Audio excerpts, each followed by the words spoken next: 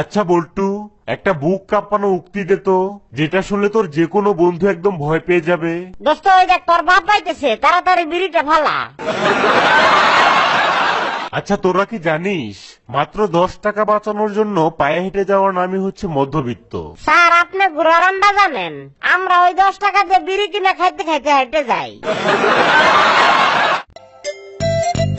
আচ্ছা ভাই, কি লাগবে আপনার? ওই মেয়ে, আপনি আমারে চিনেন? না, আমি আপনাকে কিভাবে চিনবো? আগে তো কখনো দেখিনি আপনাকে। আমার বাপরে চিনেন? আরে আজব তো, আপনার বাবাকেই বা কিভাবে চিনবো?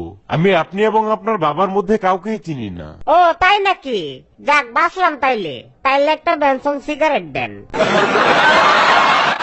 আচ্ছা বল্টু, এমন একটা জিনিসের নাম বলতো যেটা স্বর্গেও পাওয়া যাবে না, আবার নরকেও পাওয়া যাবে না। স্যার একমাত্র বিড়ি হইতেছে এমন একটা জিনিস যেটা আপনি স্বর্গেও পাইবেন না, আবার নরকেও পাইবেন না। ইটস অনলি ফর দুনিয়া।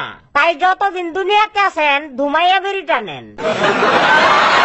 আচ্ছা বল্টু, জানো তোমার আর আমার জন্য অনেক বড় একটা সুসংবাদ রয়েছে। ও তাই নাকি? তো কি সেই সুসংবাদ? আরে আমার আম্মু তোমাকে অনেক পছন্দ করেছে, তাই ফ্যামিলির সবার সাথে বিয়ের বিষয়ে কথা বলছে। আরে কি কও? আমি এটা কোনোভাবেই মানতে পারবো না। আরে কি বলছো? হঠাৎ করে তোমার আবার কি হলো? কারণ আমি তো তোমারে ভালোবাসি আর তোমারে বিয়ে করতে চাই। তোমার আম্মুরে বলো আমারে ভুলে যাইতে, আমি তারে কোনোভাবেই বিয়ে করতে পারবো না। আচ্ছা দোস্ত, আমার ছেলের পড়াশোনা এবং হাত খরচে টাকা দিতে দিতে তো একদম ফকির হয়ে যাচ্ছি। ও তাই নাকি? কিন্তু আমার মায়ের তো উল্টা আরো আমাদেরকে টাকা পাঠায়। তাই নাকি? তোর মেয়েটা তো তাহলে অনেক ভালো। তো তোর মেয়ে কি করে? আরে তেমন কিছু করে না, খালি তোর পোলার লোকে প্রেম করে।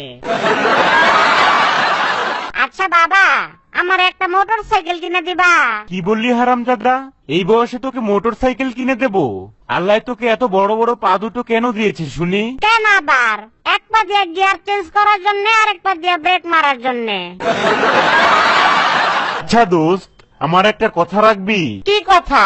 এই তো, তোর বিয়ের পর তোর বউকে সর্বপ্রথম আমি একটা কিস করতে চাই। আচ্ছা ঠিক আছে দোস্ত, কিন্তু আমারও একটা শর্ত আছে। তোর আবার কি শর্ত?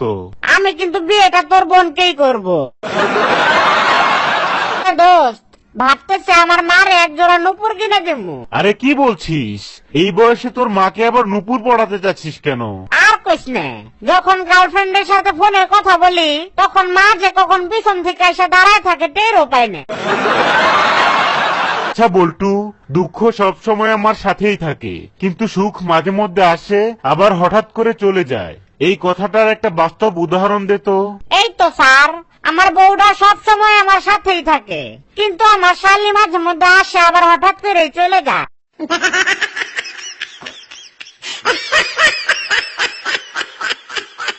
আচ্ছা বল্টু, মনে কর তোর মা তোকে 100 টাকা দিয়েছে বাজার করার জন্য, কিন্তু তুই যদি সেখান থেকে 50 টাকার বাজার করিস, তাহলে তোর কাছে আর কত টাকা থাকবে? স্যার আমার মা আমার জীবনেও বাজার করার জন্য টাকা দিব না, কারণ একবার বাজার করার জন্য আমার 500 টাকা দিছিল, কিন্তু সেই টাকা দিয়ে আমি মদ খাইয়ে ফেলছিলাম। তারপর থেকে মা আমার আর কোনো টাকাই দেয় না।